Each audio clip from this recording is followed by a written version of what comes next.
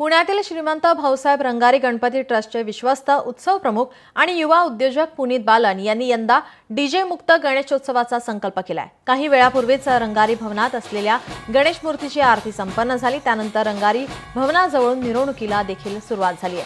पुढे ही गणेश मूर्ती दुपारी 12:30 पर्यंत मंडपात आणली जाईल आणि गणेशाची या ठिकाणी जया किशोरी आणि पुनीत बालन यांच्या हस्ते प्राण प्रतिष्ठापना केली जाईल। या संबंधित श्रीमंत भाऊसाहेब रंगारी गणपती ट्रस्टचे विश्वस्त पुनीत बालन यांच्यासोबत संवाद साधलाय आमचे प्रतिनिधी शिखर भांगे। भाऊसाहेब रंगारी गणपती ट्रस्टची मिरवणूक सध्या सुरुवात झालेली आहे। माझ्या समेत विश्वस्त पुनीत बालन आहे। दादा, काय सांगाल? मोठा उत्साह दिसत आहे।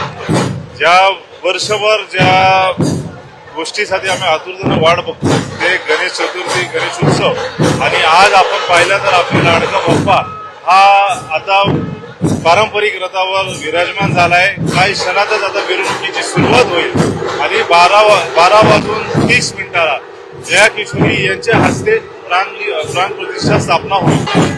मिरवणुकीत मुख्य आकर्षण म्हणजे आपले पारंपरिक ढोल ताशा पथक, शंख वादक, मर्दानी खेळ ही आणि नगारा ही आमची मुख्य आकर्षण असणार आहे।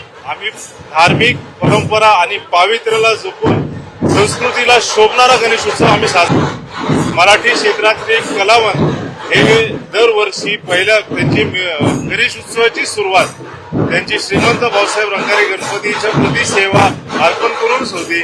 दरवर्षी ते येतात। आम्हाला पण आनंद आहे की आपले महाराष्ट्राचे कलाकार हे बाप्पांच्या चरणी सेवा।